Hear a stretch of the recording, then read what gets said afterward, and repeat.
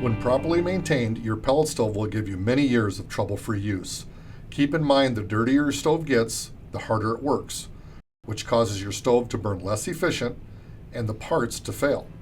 After allowing your stove to shut down and cool off, follow these easy maintenance steps. Open the front door. With a gloved hand, remove the burn pot and scrape any debris into the ash pan below. Use the cleaning tool provided with the stove. Using the narrow end of the tool, clear the holes in the burn pot.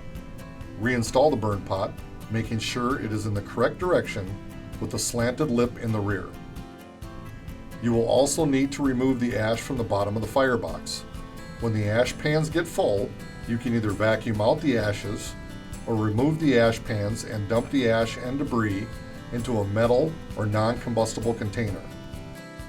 At the same time, you will want to vacuum the sides, top, and back of the firebox, removing as much ash as you can. To completely clean the back of the firebox, remove the 3 metal baffles and vacuum behind them. You do this by removing the center baffle first, then the right one, and then the left one. When complete, replace the left and right baffles first, then the center one.